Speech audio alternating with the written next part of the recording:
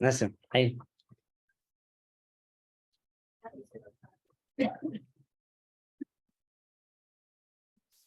Sorry यार, मेरे कारण लेट है, इसके कारण आपको पता है पूरे दिन की बिल्कुल 3:15 बोले और जल्दी चलो सब आ जाते हैं, मुझे लेट नहीं होना है मेरे नहीं, मुझे उनका पता है यार कि एकदम सिस्टमेटिक हम लोग सालों से मैं उनसे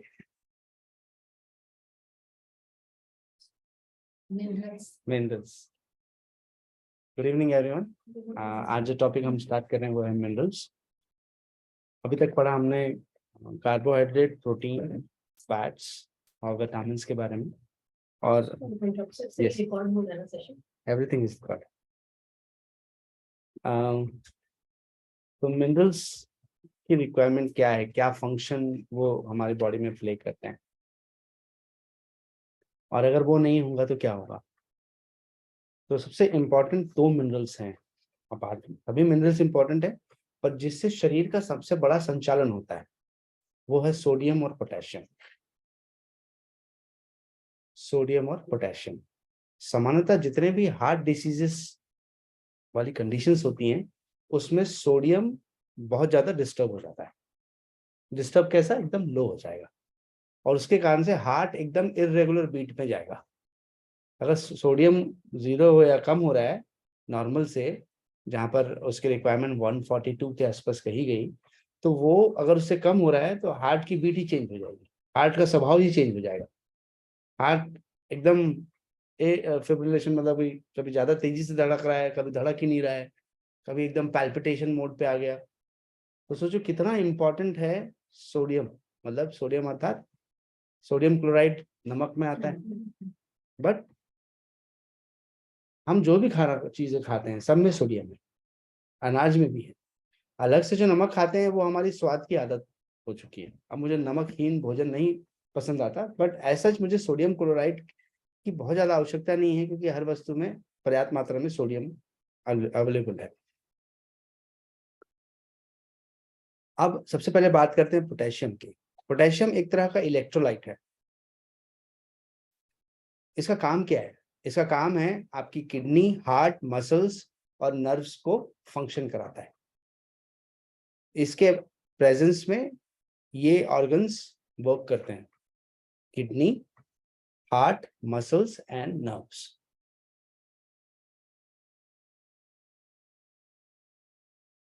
और लगभग हमको प्रतिदिन 4700 मिलीग्राम्स ऑफ पोटेशियम चाहिए।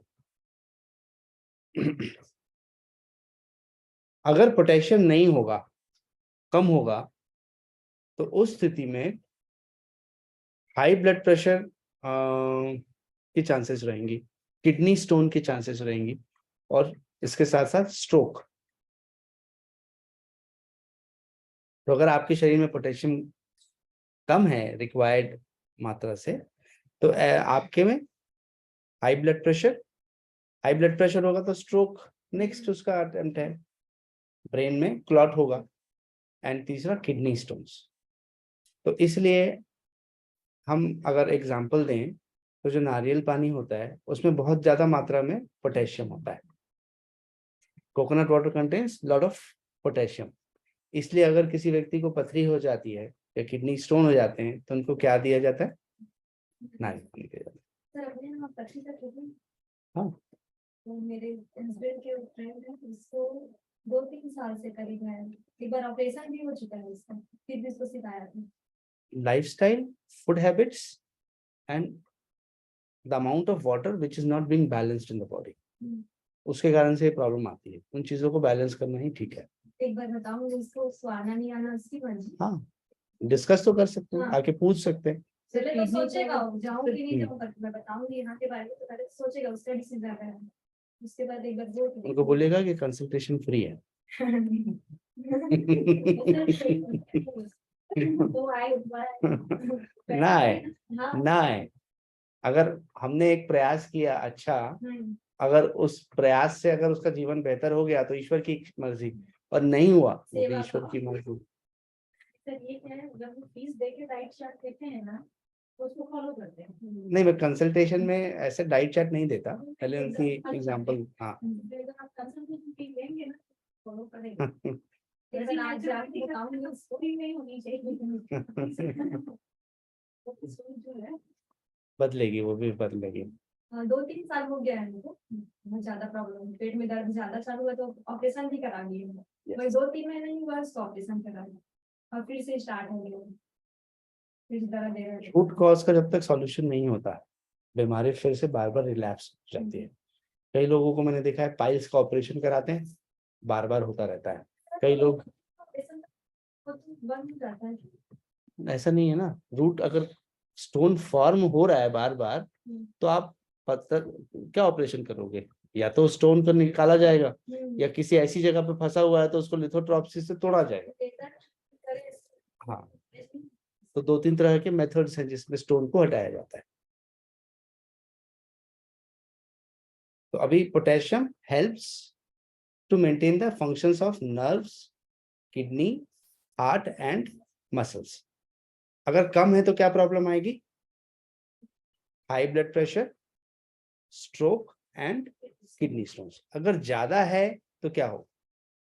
ज्यादा है तो प्रॉब्लम होगी kidney disease, the kidney won't function properly.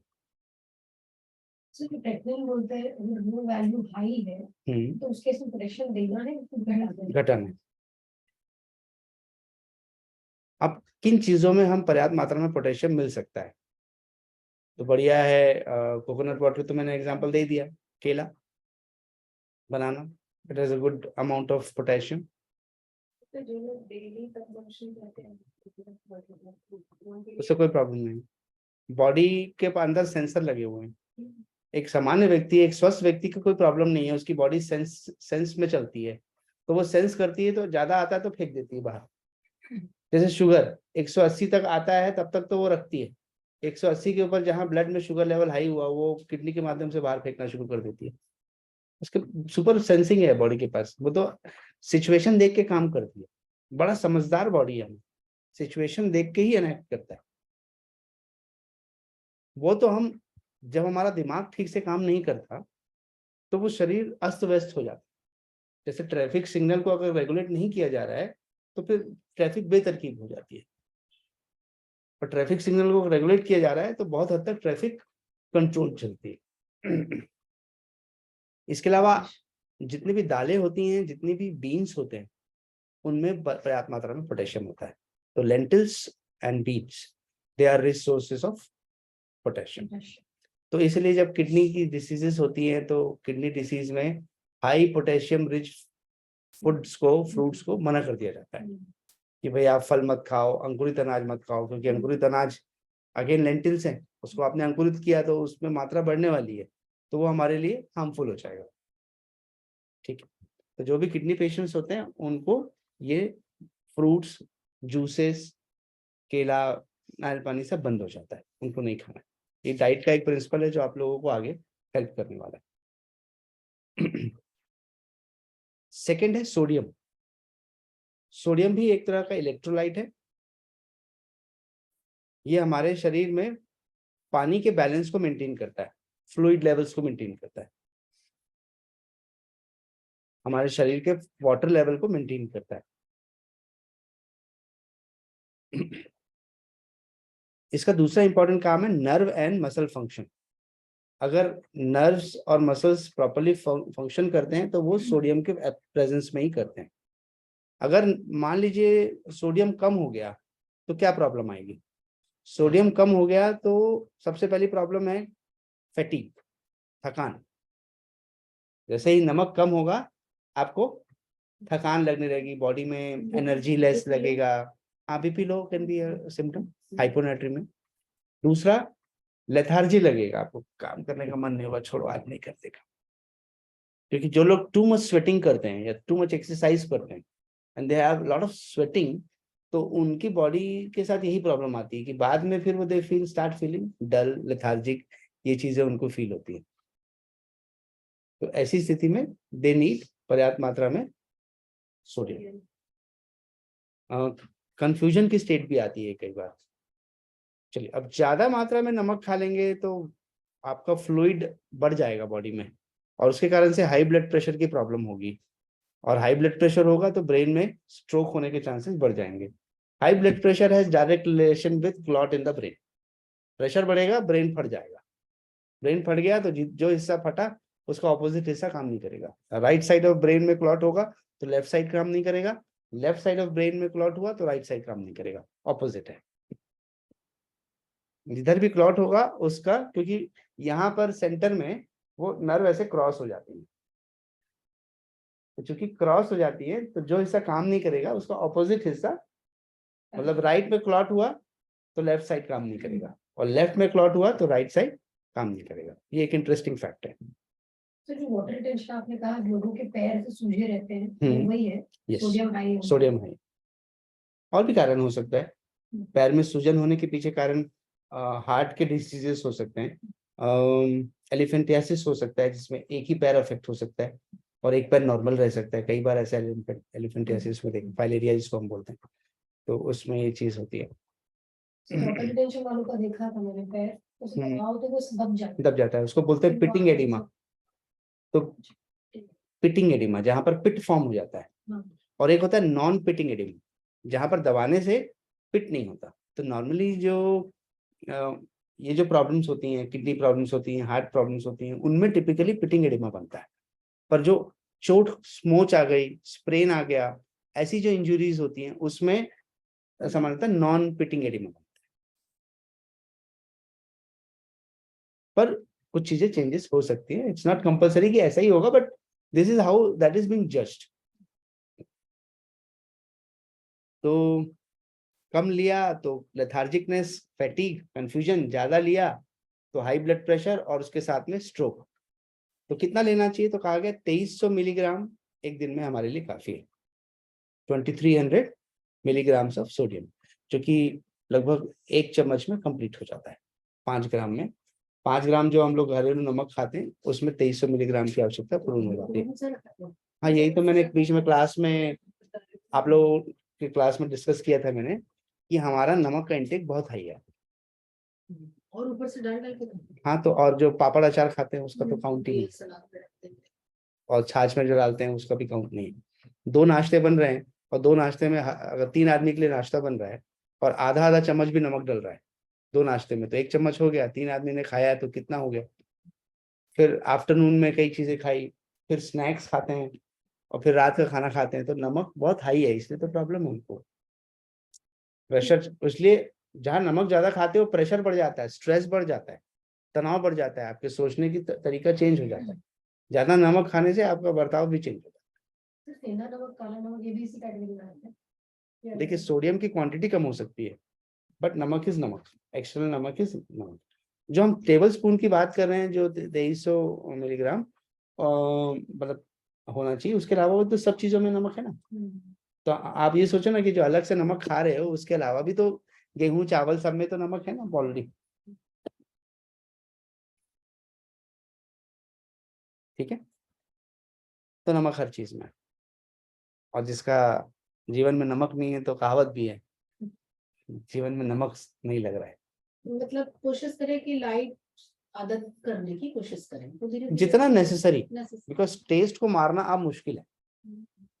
बहुत दिन तक मैं नमकहीन जीवन जीऊंगा या बिना नमक के खाना खाना शुरू भी कर दूंगा, तो पता है लाइफ में इंटरेस्ट जैसा फील नहीं होगा, ये लेथार्जी, कंफ्यूजन और ये वाली स्टेट हमेशा रहेगी। इच्छा नहीं होगी कोई काम करने की, छोड़ो ना, नहीं करते, कल कर लेंगे, परसों कर लेंगे। तीसरा है कैल्शियम।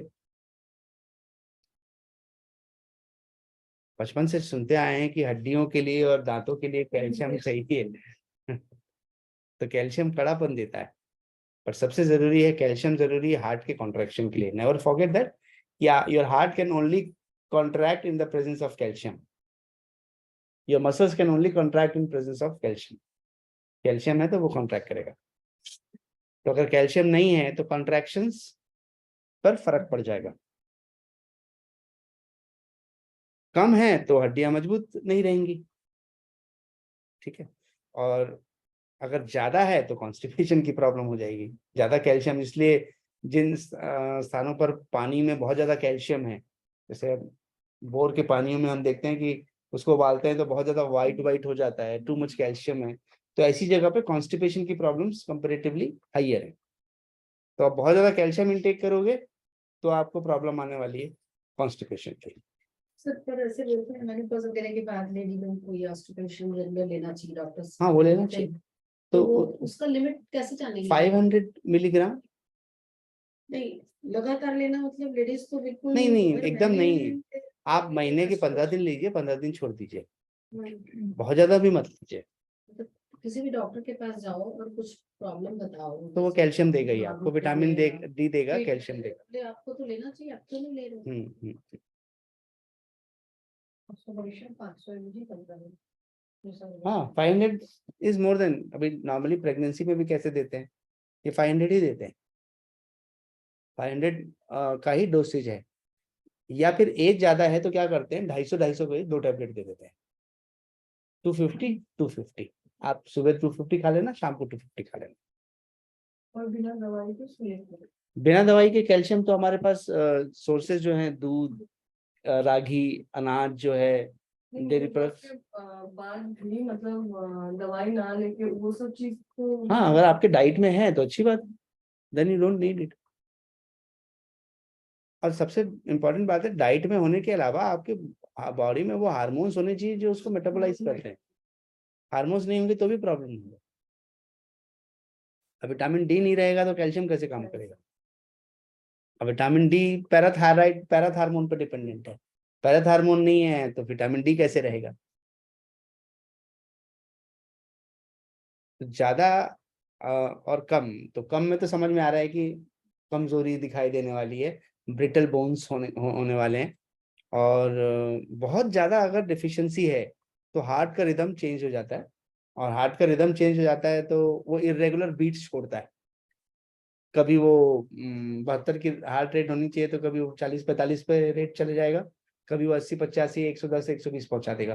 तो एक रिदम जो जाना चाहिए, एक कांस्टेंट रिदम चलता है कि भाई इस रेट पे हार्ट को काम करना है, तो उसको रेगुलेट करने का प्रोसेस वो कैल्शियम कर रहा होता है। तो उसकी कमी है तो हार्ट कभी एकदम तेजी से धड़कता है, कभी बिल्कुल नहीं धड़कता। और अगर आपके उसमें कैल्शियम कम है तो ये प्रॉब्लम है, ज्यादा है तो कॉन्स्टिपेशन, किडनी स्टोन्स की प्रॉब्लम सुनने को मिलेगी, क्योंकि कैल्शियम ऑक्सलेट्स बहुत जल्दी तेजी से संगठित होकर के पथरी बना देते हैं किडनी में। किन में पाया जाता है ये?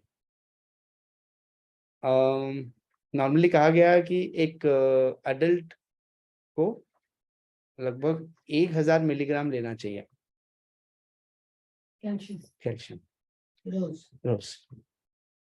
बट जैसे फीमेल्स अबव 50-51 हो जाए थोड़ा सा ज्यादा लगता है 1200, क्योंकि एब्जॉर्प्शन रेट थोड़ा कम हो जाता है। तो female above 51 they need 1200 milligrams per day. तो मैं 500 इसलिए बोल रहा हूँ, 500 सप्लीमेंट के रूप में दो, और 500 या उससे ज्यादा खाने के सप्लीमेंट्स के रूप में दो। एकदम से पूरा मेडिसिन डिपेंडेंट नहीं होना चाहिए। किन चीजों में है, तो डेयरी प्रोडक्ट्स में है, ग्रीन लीफी वेजिटेबल्स में है, दालों में है, टोफू में है, दीजिए इन चीजों को। और एक अनाज जो सबसे हिट चलता है कैल्शियम के मामले में वो है रागी। और मैंने आप लोगों को बताया भी है कि ragi is called as poor men's milk, गरीबों का दूध कहलाता है। किडनी स्टोन्स जब किसी का भी सुनो तो लोग बोलते हैं अरे पानी कम पीते हो, वो क्या लॉजिक है? पानी कम पीते हो वो इसलिए क्योंकि पानी कम पीने से यूरिन गाढ़ा हो जाता है। तो जहां गाढ़ा हो जाएगा तो उसका मूवमेंट रुकेगा। भाई हमारे ब्लैडर कैसे काम करता है, ब्लैडर तभी काम करता है जब वो फुल हो जाता है। अब पानी कम पियोगे तो यूरिन कम फॉर्म होगा, यूरिन कम फॉर्म होगा तो ब्लैडर को भरने में टाइम लग जाएगा, तो ज्यादा देर पड़ा रहेगा तो वहां पर पड़ा हुआ मिनरल्स सॉल्ट्स कंबाइन होकर वहां सॉल्ट बन जाएंगे, वहां पर स्टोन बन जाएगा। तो पानी ज्यादा पियोगे तो ब्लैडर जल्दी भरेगा, जल्दी भरेगा तो वहां पर रुकने की संभावना नहीं रहेगी, तो स्टोन फॉर्मेशन के चांसेस नहीं होंगे। मैंने कई लोगों को देखा है ना, वो दिन भर में 1 या 2 बार ही यूरिन जाते हैं। मतलब सुबह चले गए तो उसके बाद सीधा शाम को 7-8 बजे जा रहे हैं, अजय क्यों पानी नहीं पीते। और वो मेरे पास समस्या लेके आते हैं कि उनको जलन हो रही है, यूरिन स्थान पे दर्द है, इन्फेक्शन है और बड़ा डिस्कम्फर्ट फील कर रहे हैं, बहुत सारी चीजों से वो परेशान हो। अगला है फॉस्फोरस। फॉस्फोरस भी हमारे बोन्स और टीथ को स्ट्रेंथनिंग करता है, उसके पर्पस के लिए। तो अगर हमारे शरीर में फॉस्फोरस कम हो जाएगा तो हमारे शरीर में बोन डिसीजेस रहेंगी, हमारी भूख भी प्रभावित होगी, एकदम इरेगुलर हो जाएगी, मसल स्ट्रेंथ कम होगी और हम लोग कोऑर्डिनेशन नहीं कर पाएंगे, बैलेंस जो बोलते हैं। तो आपकी जो कोऑर्डिनेशन कैपेसिटी है, किसी भी चीज को कोऑर्डिनेट करके चलते हैं, जैसे साइकिलिंग एक कोऑर्डिनेशन एक्टिविटी है, स्विमिंग एक कोऑर्डिनेशन एक्टिविटी है, योगा में बैलेंसिंग पोस्चर्स कोऑर्डिनेशन एक्टिविटी है।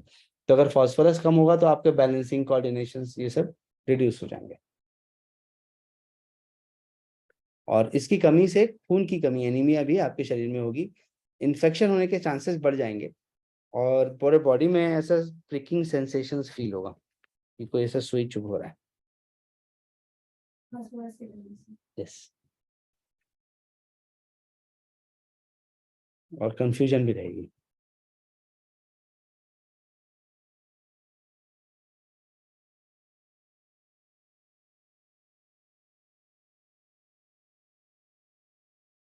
बहुत ज्यादा होने से बहुत ज्यादा कुछ हेल्थ प्रॉब्लम्स नजर नहीं आ रही है, बट स्टिल टॉक्सिसिटी हो सकती है। टॉक्सिसिटी मीन्स जो शरीर में ज्यादा हो जाने के कारण से वो चीजों को, बाकी चीजों को प्रभावित कर सकती है। अभी मान लीजिए मेरे गिलास में कैपेसिटी 200 ml की है, इसमें ज्यादा मात्रा में अगर फास्फोरस भर जाएगा तो कैल्शियम के लिए जगह कम हो जाएगी। तो ऐसी टॉक्सिसिटी से ये प्रॉब्लम होती है कि वो दूसरों का स्थान ले लेती है। तो टॉक्सिसिटी वो प्रॉब्लम क्रिएट कर सकती है। ऐसा कोई उसका इल इफेक्ट देखने को नहीं मिल रहा है, पर वो ज्यादा हो जाएगी तो दूसरी चीजों को प्रभावित कर देगी।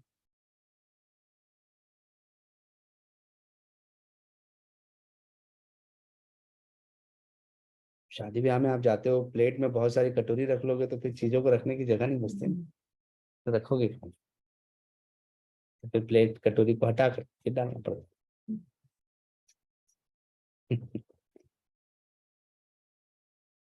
सर के ना ऐसे वाले एग्जांपल हमेशा याद रहते हैं। बाकी पढ़ाई वाला बात नहीं आता, एग्जांपल याद रहते 700 मिलीग्राम एक दिन में चाहिए आपको। 700 मिलीग्राम चाहिए। किन में मिलेगा? तो सारे डेयरी प्रोडक्ट्स में मिलेगा। कैश्यू नट्स में बहुत फास्फोरस होता है। आपको अब कभी लगे कि फास्फोरस अच्छा चाहिए और आपको ऐसा कमजोरी सी लग रही है, आपके खून की कमी है आपके शरीर में, बर्निंग सेंसेशन सा हो रहा है और मसल स्ट्रेंथ कम लग रहा है, भूख डिस्टर्ब लग रही है, तो काजू खा सकते। पर तल के मत खाना, हैं। फ्राई करके मत खाना, क्योंकि फ्राई करने से उसकी सारी प्रॉपर्टीज खत्म हो जाएंगी। तो ये सब कितने मिलीग्राम नॉर्मल फूड आइटम में कौन सी चीज कितने मिलीग्राम हाँ, उसका एक चार्ट बना हुआ है। चार्ट एक मिनट में चेक करता हूँ। सर पर पर्सन टू पर्सन भी तो डिपेंड करेगा। हाँ, खाने से कटोरी चावल कितना है आपको बताओगे किसी को तो आप कटोरी बोल सकते हैं। एक ऐसा चार्ट बना हुआ है।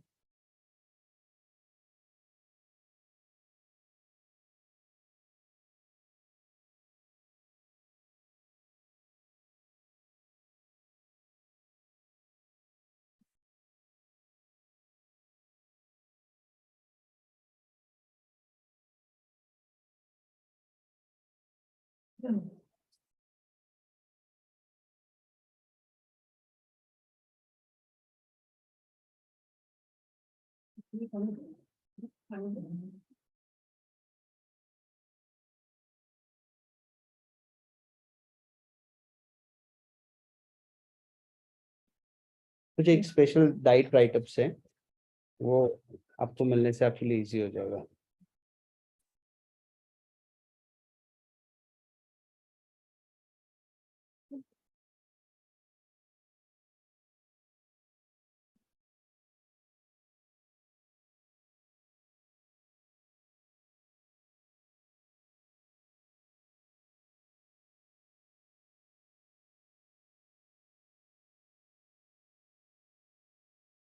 डाइट प्लानिंग भी हमारे कोर्स का पार्ट रहेगा ना, यस, उसमें उनको कवर करेंगे क्या? कीटो डाइट को समझना इतना मुश्किल नहीं है, एक नॉलेज के लिए मैं आपको बता दूंगा, ताकि उसकी जब जिस गली जाना ही नहीं है उस गली के बारे में सोचना ही क्यों। हाँ, नॉलेज के लिए बता दूंगा, नॉलेज के लिए तो कीटो डाइट जिम वाले भर भर के देते हैं ना। हाँ सर, भी बहुत चल हेर्बल डाइट। मेरे पास है वो, मैं चेक करके आपको निकाल दूंगा। नेक्स्ट आता है मैग्नीशियम।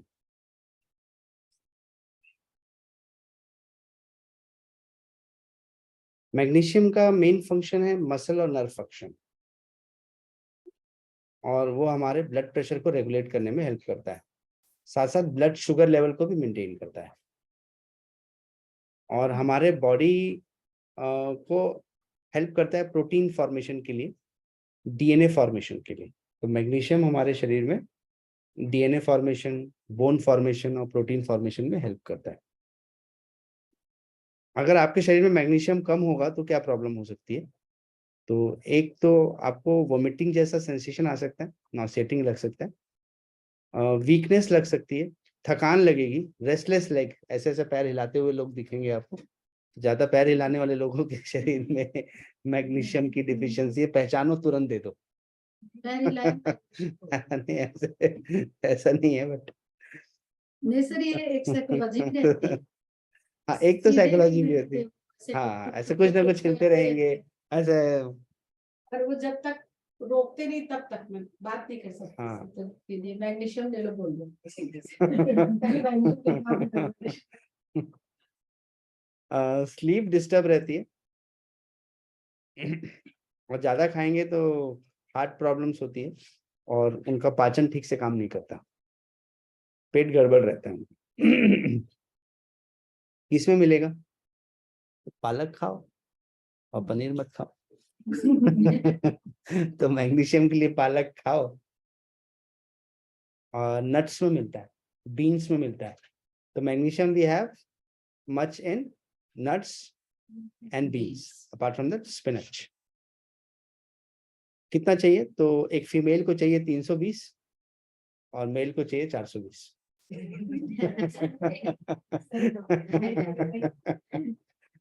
फीमेल 320। हाँ, मेल 420।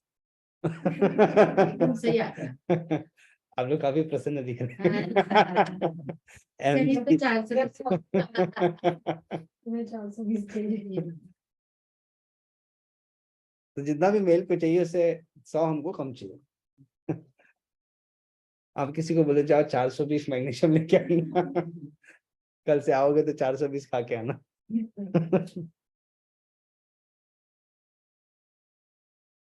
ठीक है, नेक्स्ट है जिंक। जिंक का मेन काम है बॉडी के सेल्स की हेल्थ को मेंटेन करना, इम्यून सिस्टम, वुंड हीलिंग और प्रोटीन का निर्माण। तो 4 मेन फंक्शंस: बॉडी सेल्स की हेल्थ, इम्यून सिस्टम की फंक्शनिंग, वुंड हीलिंग। तो आपको बता दें कि जितने भी इंजुरीज के बाद जो क्रीम्स होती हैं, जो मार्केट में अवेलेबल क्रीम्स है, उसमें बहुत ज्यादा मात्रा में जिंक होता है, क्योंकि वो स्किन वुंड को भरने में काम आती है। तो जिंक बेस्ड क्रीम्स होती हैं मैक्सिमम क्रीम्स में। और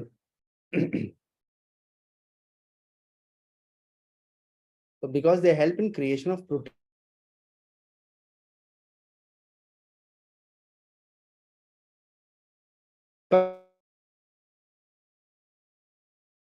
पहली चीज तो एक हेयर लॉस की कंडीशन है, अगर आप जिंक कम लेते हैं तो हेयर लॉस की प्रॉब्लम आएगी।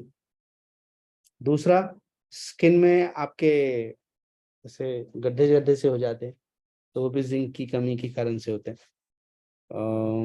टेस्ट और स्मेल आपका ऑल्टर हो जाएगा, तो ठीक से आपको टेस्ट नहीं आएगा और स्मेल भी नहीं आ पाएगी, जो कोविड फेज में लोगों को हो रहा था। और डायरिया भी एक सिम्टम है उसका, बट वो रेयर सिम्टम है। छोटे बच्चों को एक जिंकोवाइट करके मेडिसिन है, वो दी जाती है। डायरिया हुआ तो उसको देते यस, ज्यादा अगर हो जाएगा तो मैंने बताया आपको डाइजेस्टिव प्रॉब्लम और हेडेक होगा, जो ज्यादा जिंक लेगा उसके बॉडी में पाचन क्रिया गड़बड़ हो जाएगी और हेडेक होने लगेगा।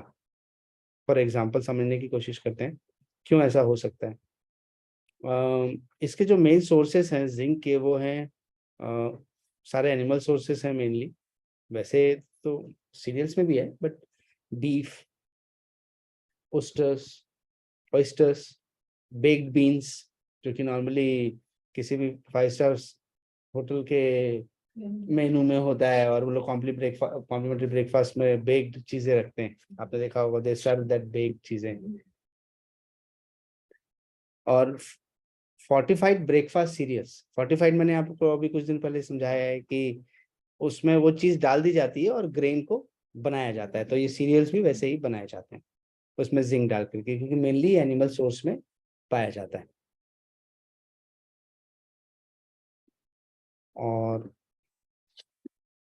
और सोर्सेस में बताता हूँ।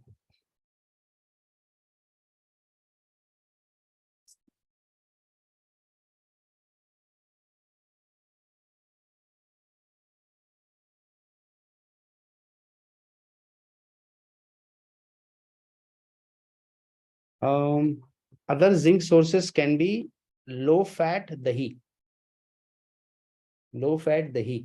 अब वेजिटेरियन सोर्सेज बता रहा हूँ, मैक्सिमम तो सब बीफ, क्रैब और लॉबस्टर, पोर्क और डार्क मीट चिकन इसमें है, पर मैं वेजिटेरियंस का ऑप्शन बता देता हूँ कि लो फैट दही, पंपकिन सीड्स मतलब कद्दू के बीज, वो अपन लोग खाने की आदत थी ना, मिल्क, छोले, ओट्स मील, उसमें भी फोर्टिफाइड होता है बेसिकली, और एलमंड्स और कुछ हद तक चीज।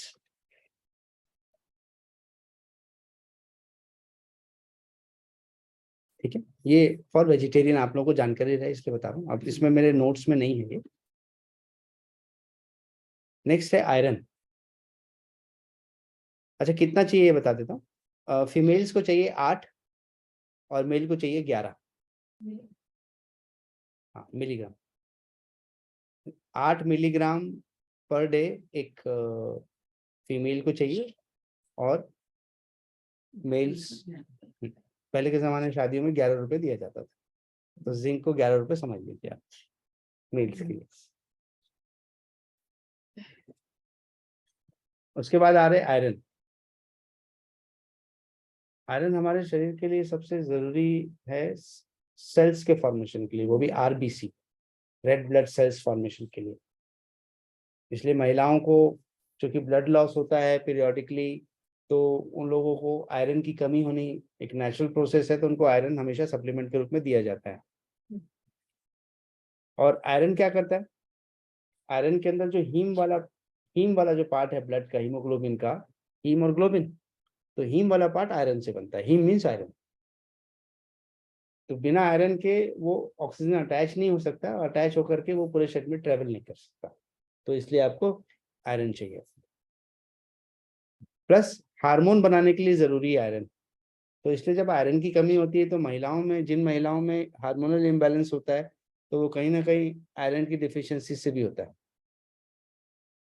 पीसीओडी जो अभी ज्यादा हो रहा है वो लाइफस्टाइल डिसऑर्डर है। लाइफस्टाइल, ये आयरन कुछ नहीं करेगा उसको ठीक करने में? आयरन एक हद तक रोल प्ले करता होगा, बट मुझे लगता है कि बच्चों की लाइफस्टाइल ही उनके पीसीओडी पीसीओएस का कारण है। एवरेज बढ़ रहा है, बढ़ता जाएगा। जो जो विज्ञान प्रगति कर रहा है और जिस तरह की जीवन शैली वो लोग जी रहे हैं, मुझे लगता है आजकल के बच्चे सोशल मीडिया के यूज के साथ साथ ये लोग डेटिंग एप्स पे बहुत ज्यादा अपना टाइम स्पेंड करते हैं। ऑनलाइन डेटिंग एप्स पर ये लोग बहुत लोग रहते हैं। जितने पीसीओडी वाले दिखते हैं मुझे, ओबेसिटी उनकी है, पीसीओडी है, वो तो उसका और थायराइड। तो ये समझ में नहीं आता कि किधर से कंट्रोल किया जाए। योगा से कंट्रोल किया जाए। योगा से कंट्रोल, हार्मोन इम्बैलेंस है ना, तो जितने चक्र हैं हमारे शरीर के वो सारे ग्लैंड्स को रिप्रेजेंट करते हैं। तो अगर हम लोग, मैं अपनी क्लासेस में आजकल 3 प्रैक्टिसेस कराता हूँ, जालंधर बंद, उद्यान बंद और मूल बंद। उसके पीछे पर्पस है कि जो मेजर हार्मोन्स हैं बॉडी के, खासकर वो बैलेंस नहीं हो रहे हैं, तो हम उसको सक्रिय करते हैं ताकि ये बैलेंस, हार्मोन्स का बैलेंस हो सके। तो कुछ ऐसी प्रैक्टिसेस योगा की हैं, वो हेल्पफुल है। बाकी सोच में प्रॉब्लम है, युवा किस तरीके से सोच रहा है। और मैंने कुछ दिन पहले समझाया था, because we constantly watch reels like चीज़ें जो हर 1 मिनट में चेंज हो रही है, छोटी छोटी होती हैं, तो वी कीप चेंजिंग। तो हमारा माइंड भी कैसा हो गया है, कोई भी एक चीज़ पे स्थिर नहीं रह पाता, वो हर 1 घंटे में 60 चीजें देख रहा है, तो उसके सोचने की स्पीड भी 60 हो जाती है। तो आप अगर आप 2 घंटा 3 घंटा अपने उस टाइम पे वो कर रहे हो, तो आपका माइंड पहले ये सोचता, अच्छा ये कर लेते हैं, नहीं ठीक ये कर लेते हैं, बोले नहीं ये कर लेते हैं, तो स्थिरता लूज हो रही है। तो ऐसे में ऐसे लोगों को योगा करने से, योगा का काम क्या है, एकाग्रता और स्थिरता, one pointedness, one thought, zero thought, या लिव इन द प्रेजेंट।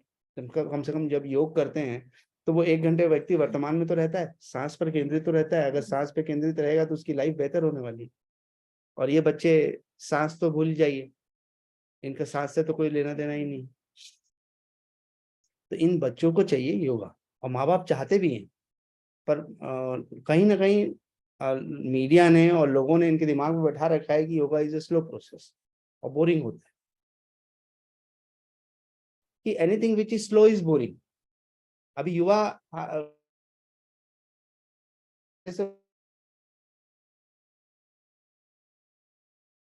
बोला, तो उनके दिमाग में बैठा हुआ anything which is slow is boring, इसलिए ना, क्योंकि फास्ट है, माइंड हो चुका है। तो जहां माइंड फास्ट है, उसको स्लो करने के लिए हमें स्लोइंग डाउन तो करना पड़ेगा। पर सर इसमें एकोप्टोसिस भी आता है, पीसीओडी हुआ, थायराइड हुआ, एकोप्टोसिस में डार्कनेस दिख रहा है, फेस में डार्कनेस आ रहा है। अब उसको शुरू करने के लिए पार्लर में आई है, तो मैं उसको बोलूंगी तू योगा कर करके, तो मैं पार्लर से भाग देंगे। जीवन शैली तो बदलना पड़ेगा ना उसको। हाँ, वो बोलना है कि भाई तुम योगा नहीं कर सकते तो अपनी कॉलोनी साइकिल में घूमो। एग्जैक्टली, ये सब शुरू लाइफस्टाइल, करती है, खाना तो सुधार करो। का पूरा वो करके। Yes yes. और जैसे ये दोनों करते हैं, उसमें डार्कनेस कम हो जाता है, वो भी उनको दिखता है। आपका ये भी स्टडी है कि हाँ, अगर उन्होंने अपनी लाइफस्टाइल ठीक की, हाँ, तो जो आप वो आपके पास कॉस्मेटिक तरीके से उसको कम करने आई हैं। मैं इसको गोरा नहीं कर सकती मैं। हम्म। तुम पहले वेट कम करो और ये करो, और उसकी तसल्ली के लिए मैं एक ये तू लगा बोल देती हूँ। मुझे पता है वो कम काम करेगा, यस, पर काम ये करेगा। तो योगा से ही पकड़ के उसको करना चाहिए। क्योंकि सबसे best way to mould anyone's mind is yoga. Naturopathy भी तुरंत वो स्वीकार नहीं करता। थक चुके रहते हैं ना सर दुनिया भर से, तो फिर बात नहीं होती। हाँ, जब एकदम परेशान है। अब कल ही मेरे पास एक सज्जन आए थे शाम को कंसल्टेशन में, तो वो उनकी बेटी लेकर आई थी। बेटी लेकर आई थी, सर सब कुछ ट्राई कर लिया, कुछ भी काम नहीं कर रहा है, तो अब आपके पास पहुंचे, क्या हो सकता है। मतलब कोशिश करेंगे तो हो सकता है, ट्राई करते। सिविल सर्वाइकल इश्यूज था उनको, तो tried everything but nothing is work. तो वही मेरे को पैक देने में मेरा एथिक्स आड़े आता है कि मुझे पता है इसको फालतू का खर्चा क्यों कराओ। पहले वेट कम कर, इतना खा रही है इसको कम कर। हर कोई आपके जैसा नहीं सोचता, वो तो प्रोडक्ट बेचता है, ये प्रोडक्ट लगाओ इससे अच्छा हो जाएगा। हाँ, अब आपके ऐसे नहीं है, देखिए तो बाबूजी के समय से ये जो क्लास में कर रही हूँ उसमें मेरे को पूरा नेचुरोपैथी से जो मेरा एक्सपीरियंस और मेरी पूरी लाइफ नेचुरोपैथी में रही, तो मेरे को आप बी कॉम्प्लेक्स मल्टीविटामिन का बोलते हैं, तो मेरे को तुरंत उतना ही मेरे को नेचुरोपैथी में बताइए कि कितना दिन, कितना mg, कितना एफर्ट, कितना टाइम। यस, और उसके रिजल्ट यस बिल्कुल निश्चित रूप से आएंगे। लेवल तक मुझे है कॉन्फिडेंट 100%, पर मैं अभी तितर बितर हूँ। देखिए मैं एक चीज समझाता हूँ, ये मुझे चाहिए। रॉ मटेरियल हम कितना भी अच्छा रख दें, पर शरीर अगर उसको उपयोग नहीं कर पा रहा है, तो वो raw material is not useful. तो हमें सबसे पहले उनके शरीर को अंदर से ठीक करना है। हाँ, और वो यही चीजें से हो सकता है। नेचुरोपैथी क्या करता है, बॉडी की क्लीनिंग करता है। जब बॉडी क्लीन होगी तो मैं जो भी दूंगा शरीर को लगेगा, पर जब तक बॉडी में कचरा भरा पड़ा हुआ है, मैं अच्छे से अच्छी चीजें भी उनको दे दूंगा तो वो वेस्ट होने वाली है। तो उनको हमको ये समझाना, देखिए आपकी प्रॉब्लम के 3 सॉल्यूशन है। पहला, जो आपकी बॉडी से होके गुजरता है, क्लीनिंग से, तो आप एक छोटा अपना यूनिट में उसमें ये ऐसा रखिए कि भाई मैं आपको 7 दिन का प्रोग्राम बना के दे रही हूँ। उस 7 दिन में मैं फेशियल लेवल पे भी काम कर रही हूँ। मतलब देखिए, नॉर्मली जो सीन कॉस्मेटिक एरियाज हैं उसी के लिए वो चाहते हैं, जो छुपे हुए हैं उसमें तो बहुत ज्यादा उनको इश्यूज नहीं होता। तो आप पहले पेट की क्लीनिंग करिए, जो मैं डाइट बता रही हूँ ये डाइट फॉलो करिए, और एक्सटर्नली आपके स्किन पे मैं काम कर दूँ। तीनों का कॉम्बिनेशन करिए तो चीजें ठीक होंगी। इधर पेट साफ हुआ, इधर अच्छी डाइट गई, और उसके साथ में आपने एक्सटर्नली उन पर वर्क किया, तो तीनों का कॉम्बिनेशन तो बड़ा अच्छा होने वाला है। बहुत ज्यादा उनके लिए फायदेमंद साबित होगा। ठीक सर। राइट। तो 8 और 11 पर एक चीज और है कि फीमेल्स को कंपेरेटिवली ज्यादा adults need 8 milligram of iron per day, but females need around 18 milligrams during their reproductive years.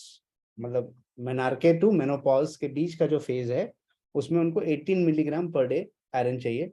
और एक चीज और मैं फैक्ट बता देता हूँ कि जितना भी आप आयरन खाएंगे उसका 10% ही एब्जॉर्ब होगा। अगर मैंने 180 मिलीग्राम खाया तो उसमें से 18 ही एब्जॉर्ब होगा। तो मुझे ज्यादा देना पड़ेगा, ताकि अब मैं सोचूं एकदम 18 ही दे दूंगा तो मेरा अब्जॉर्प्शन उसका 10% ही होगा। मैंगनीज, मैंगनीज का काम है शरीर में एनर्जी प्रोड्यूस करना। आयरन की ज्यादा होने से क्या होगा? आयरन की टॉक्सिसिटी जो है वो आपके शरीर में कड़ापन और ब्लड क्लॉट्स की क्रिएशन कर सकती है, क्योंकि ज्यादा ब्लड हो जाएगा तो वो एक जगह पे इकट्ठा होने लगेगा, और इकट्ठा होने लगेगा तो वहां पर क्लॉटिंग शुरू हो जाएगी। ठीक है। गाढ़ा हो गया ब्लड। हम्म। और एक अजीब तरह की स्मेल जो आयरन के साथ में रहती है, रस्टेड आयरन के साथ, वैसी वाली स्मेल बॉडी में आ जाएगी।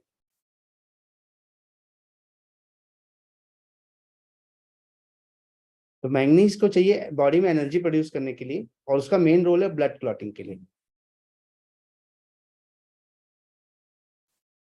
और इम्यून सिस्टम को हेल्प करता है। मैंगनीज अगर प्रॉपर नहीं होगा तो बच्चों की जो हड्डियां हैं वो कमजोर होंगी, और मैंगनीज कम होगा तो महिलाओं में मूड चेंजेस बहुत ज्यादा तेजी से होते हैं। तो जो मूड चेंजेस है वो मैंगनीज की कमी से होता है। तो अगर मैंगनीज दे देंगे उनको तो मूड चेंजेस से हम, तो कैसे हम उनके मूड, महिलाओं को अगर मूड अच्छा रखना है तो क्या खाना चाहिए, तो इसमें लिखा हुआ है कि आप ब्राउन राइस और छोले खाओ और उसमें पालक मिला लोगे तो और अच्छा होगा। मतलब ऐसे लिखा हुआ है। हेजलनट्स, मुस्ली वगैरह जो कई लोग लेते हैं, ज्यादा अगर आपने मैंगनीज ले लिया तो आपकी मसल्स ऐसे बात बात पे ऐसा कॉन्ट्रैक्ट होने लगेंगे। कई लोगों को बैठे बैठे पड़ते हैं ना, जैसे एकदम क्रैम्प्स वगैरह जैसे आ जाते हैं, तो वो बहुत हाई जब रहे तो वो ट्रेमर्स और मसल स्पैज्म की स्थिति आ सकती है। अचानक ऐसा ऐसा करके कॉन्ट्रैक्ट, अंगूठा ऐसा पकड़ जाएगा, आप कुछ योगा पोस्चर में बैठे हो, सडनली आपका 1-2 उंगली ऐसा खिंच आ जाएगी। हाँ, वीकनेस की वजह से भी होता है। तो एक मेल को चाहिए 2.3 मिलीग्राम और एक फीमेल को चाहिए 1.8 मिलीग्राम। तो आप लोग छोले खाना पर रस ज्यादा खाना, छोले कम खाना। फीमेल को कितना, मेल को 2.3, मेल को 2.3 एंड फीमेल को 1.8। ठीक है।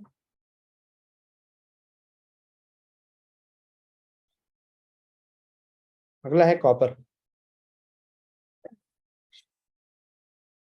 कॉपर भी हमारे शरीर में एनर्जी फॉर्मेशन में हेल्प करता है, और हमारी जो रक्त कोशिकाएं हैं उसको बनाने में मदद करता है, रक्त धमनियों को बनाने में मदद करता है।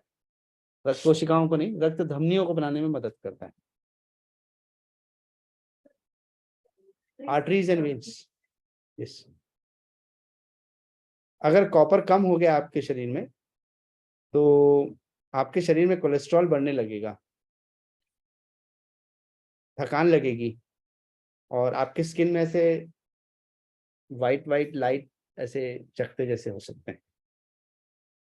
कॉपर कम होगा तो कोलेस्ट्रॉल बढ़ेगा। कोलेस्ट्रॉल तो बढ़ेगा। कोलेस्ट्रॉल तो है अगर किसी का, तो कॉपर वाला पानी दे सकते हैं, कोलेस्ट्रॉल कम होगा। इसलिए तो वो तांबे का पानी पानी पिलाते हैं ना, सुबह बोलते हैं उसको स्टोर करके रखो।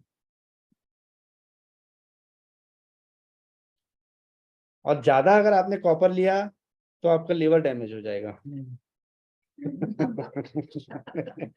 लोग इसी चक्कर में फंसे ही रहेंगे, कुछ नहीं कर पाएंगे। उसको सिर्फ साफ करना बहुत जरूरी है ना, मतलब वो कॉपर का इंटेंशन गंदा नहीं होना नहीं चाहिए, अंडरस्टूड। नहीं तो वो टॉक्सिन और ज्यादा कॉपर होने से आपको एब्डोमिनल पेन, नौसिया, डायरिया ये सब हो सकता है। ज्यादा तांबा का पानी पी लिए तो बाथरूम में खड़े हुए। ये ज्यादा कम का प्रोपोर्शनली लोग कर देते हैं। अच्छा करने के लिए बोलते हैं ना, अच्छा तो इतना अच्छा कर लेते हैं कि वो खराब बन जाता है। तो अगर आपको कॉपर चाहिए तो आपको कुछ नहीं करना है, आपको सिर्फ आलू लेना है और सब्जियों के साथ मिक्स करके खा लेना है। Yes yes. बीफ, वैसे ये नॉन वेजिटेरियन सोर्सेस में है। बीफ लिवर, ओस्टर्स, मशरूम्स में होता है, और तिल की जो सीड्स होते हैं उसमें काफी कॉपर होता है। तो आप तिल्ली के लड्डू खाते हैं जो ठंड के दिनों में, वो आपके लिए अच्छा है। और जो ज्यादा खा लेते हैं तो फिर डायरिया भी हो जाता है। तिल्ली के लड्डू गरम करके।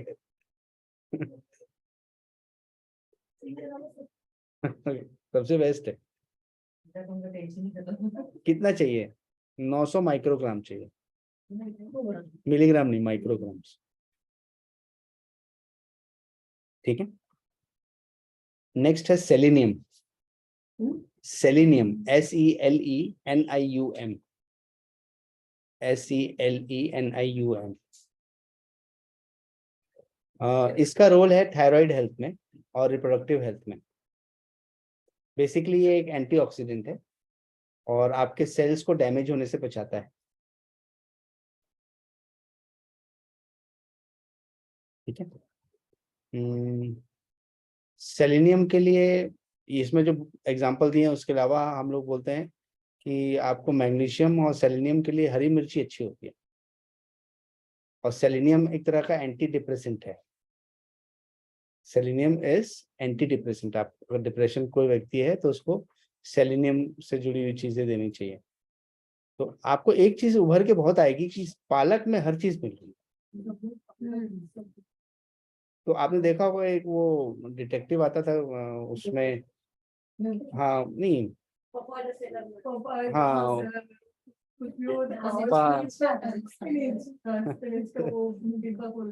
हाँ बस। अच्छा लगा, आप भी डब्बा ले लीजिए। जब भी कुछ कंफ्यूजन हो तो सीधा उठाए और ले लीजिए। विटामिन और मिनरल्स तो पालक में। तभी मैं सोचूं मेरा बेटा पालक बहुत खाता है, ठीक है, बाकी कोई सब्जी नहीं खाता।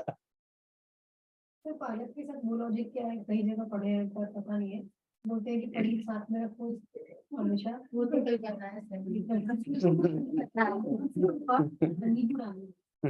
कुछ लॉजिक है नहीं, सब्जी क्या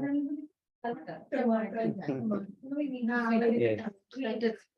सिट्रस चीजें हेल्प एंड डाइजेशन। ये जो आपने इतना आंकड़ा बता दिया तो और कंफ्यूज कर दिया आप तो।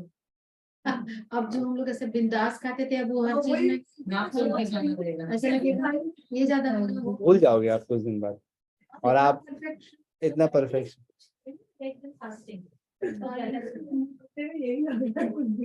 अगर आपके शरीर में सेलेनियम ज्यादा हो जाएगा तो आपके गार्लिक ब्रेथ आएगी, मतलब वो मुंह से लहसुन लहसुन जैसी बदबू सी आएगी आपको। नॉट खट्टी डकार, लहसुन जैसी आपको फीलिंग आएगी। इरिटेबिलिटी रहेगी, चिड़चिड़े हो जाओगे आप।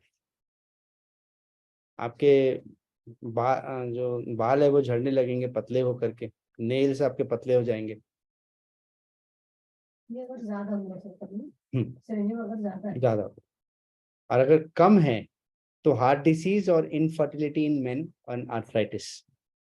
सेलेनियम अगर कम हो गया तो heart diseases, infertility in main and arthritis. कितना चाहिए? तो 55 mcg माइक्रोग्राम्स। इस सबको बैलेंस करने का मुझे लग रहा है ये जो बोलते हैं ना कि दालें बदल बदल कर खाओ और सब्जियां, ये करते रहेंगे तो फिर थोड़ा बैलेंस हो सकता है। यस। इसके सोर्सेस हैं spinach, oatmeal and baked beans. Spinach, oatmeal and baked beans. और बाकी तो टूना, हम, एनरिच्ड मैकरोनी, ठीक है, वो सब हम अपने डे टू डे रूटीन में, इंडियन डाइट में तो नहीं। सर ये जो ओट मील है, ये ओट भी बहुत तरह का आता है, कौन सा खाना चाहिए? क्योंकि एक तो बिल्कुल पाउडर टाइप में आता है, एक बड़े बड़े उसमें आते हैं, सीड्स जैसे लगते हैं, वो कौन सा खाना चाहिए? जिसको खाने में आपको सरलता लगती है वो आप खाना चाहिए।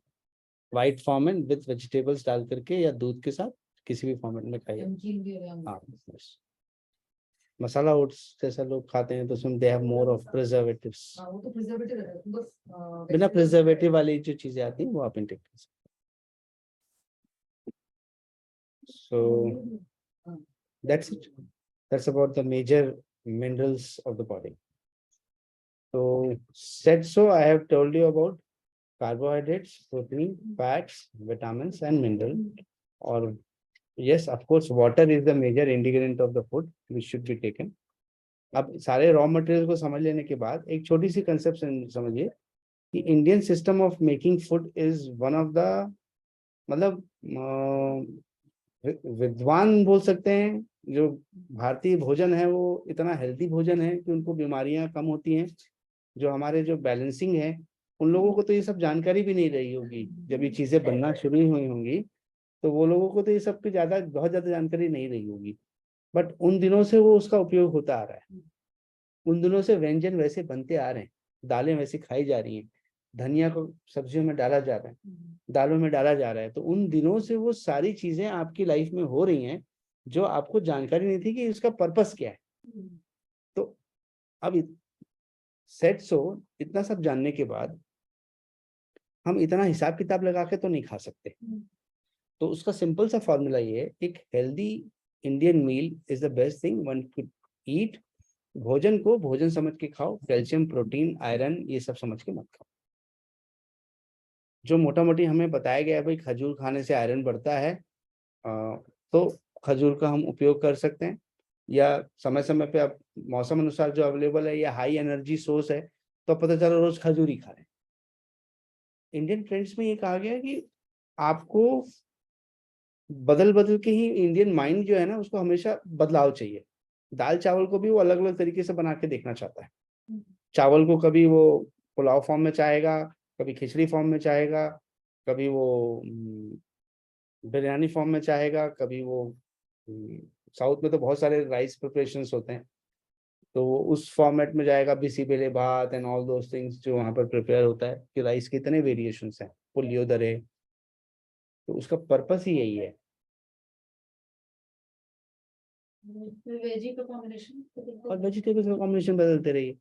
तो Indian womens are the best dietitians. उनको कोई जानकारी नहीं है but they are the best dietitians.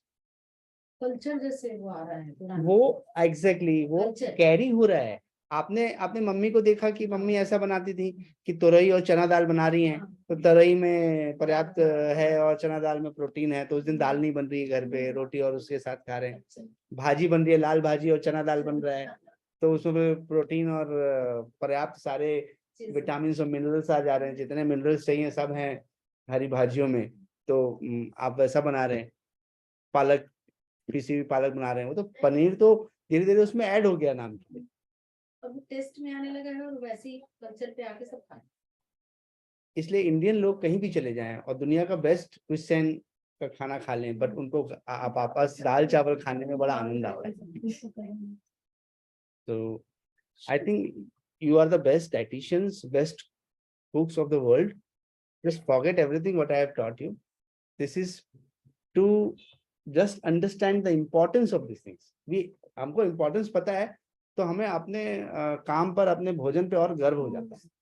अभी तक हम लोग खा रहे थे, समझ के खा रहे हैं चीजों को, हमको पता लग रहा है कि हम सही में हम जो खा रहे हैं वो सबसे वो अच्छा खा रहे हैं। तो इसलिए हमें अपने खाने में किसी बर्गर की जरूरत नहीं है, किसी पिज्जा की जरूरत नहीं है, किसी ऐसी चीज की जरूरत नहीं है। आप अपने भोजन को बदल बदल के अच्छे से बनाओ और एंजॉय करो। बाहर के स्पाइसेस आजकल आ रहे हैं, ओरिगेनो और ये सब, वो सब डालने की जरूरत है। हमारे स्पाइसेस रहते हैं मोर देन सफिशिएंट। ऑर्गेनो तो और आपको एडिक्टिव बनाता है। पिज्जा खाते हैं इसलिए पिज्जा के डव में कोई स्वाद नहीं है, ना उसकी सब्जियां में जो जितनी वो सब्जी डालते हैं उसमें कोई स्वाद नहीं है, सॉस में भी बहुत विशेष स्वाद नहीं है, जो ऊपर से स्प्रिंकल्स होता है उसमें स्वाद है, पूरा खेल उसमें छुपा हुआ, वो एडिक्ट करता है बच्चों को। वो एडिक्ट करता है, राइट। तो इसके बाद हम लोग समझेंगे how to make a balance diet according to naturopathy. एक तो मैंने सैंपल दिया था आपको, जिस मेंशन किया हुआ है जिसमें कैसे डाइट बनता है, और एक नेचुरोपैथी के हिसाब से कैसे डाइट बनना चाहिए, उसके फंडामेंटल्स हम नेक्स्ट क्लास में सीखेंगे, ठीक है। जिन लोगों ने अभी लपेट ले लिया है वो नेक्स्ट वो लोग ले सकते हैं। किन लोगों ने ले लिया लपेट? 1 2 3, तो बाकी लोग एक्सपीरियंस कर सकते हैं। आप लोगों ने मिट्टी पट्टी नहीं वो किया है तो आज आप लोग मिट्टी पट्टी सीख जाएंगे। हाँ, थैंक यू।